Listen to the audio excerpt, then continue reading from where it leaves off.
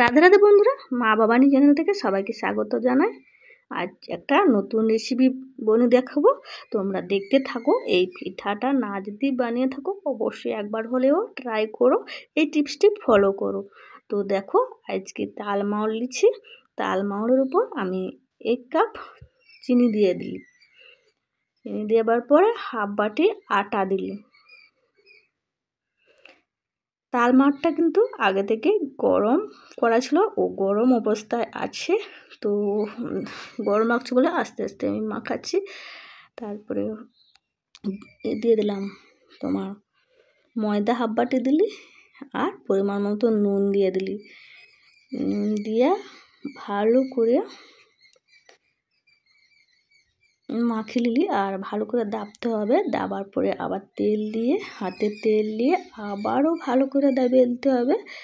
দাবার পরে আমি এখানে বড় বড় সাইজের মুচি কেটে নিচ্ছি।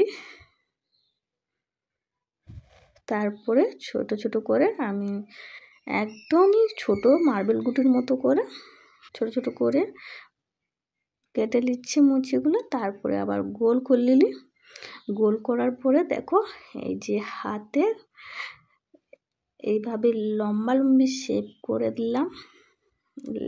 শেপ করে আবার দুধারে দুটো মুখ নিয়ে আমি একটু টিপিয়ে দিলি।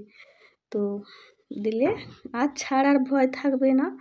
তো এই রেসিপিটা কী নাম দেব অবশ্যই তোমরা কমেন্ট করে জানাবো। তো কেমন লাগলো, কে কোথা থেকে দেখছো অবশ্যই কমেন্টে জানাবো। তো আমার পিঠাগুলো কমপ্লিট হয়েছে। তো প্লেটের আর ধরেনি, তো ওই জামটা রেখে দিচ্ছি। তারপরে আমি গ্যাস ধরি, কড়াইতে সাদা তেল দিয়ে দিলি।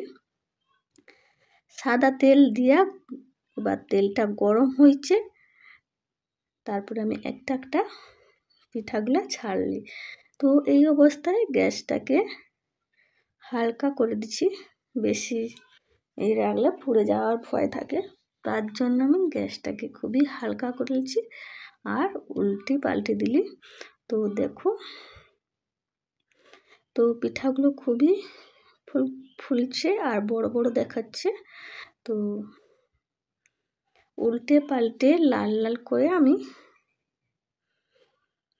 ভাজিয়ে নিলি। তেলটা ঝাড়ার মাপে আমি ছান্তাটায় উঠে আর একটা জামে নিয়ে নিলি। নেবার পরে আবারও এইভাবে আমি দিলি কড়ায়। আর এতটাই গরম আজকে বলতে পারা যাবে না। তো 2-3 দিন বৃষ্টি হয়নি বলে এরকম গরম লাগছে, ফ্যাপসা গরম। তো আমার রান্নাঘরটায় প্রচুর গরম লাগছে। তো আমাকে ঘামে ভিজিয়ে দিয়েছে। তো ক্যামেরা সত্যি সামনেকে আসলে সত্যি খারাপ লাগে। তো দেখো, সবগুলোই পিঠা কথা বলতে বলতে ভাজা হয়েছে। তারপরে আমি একটা ভাঙিয়ে দেখছি, দেখো কত সুন্দর হয়েছে।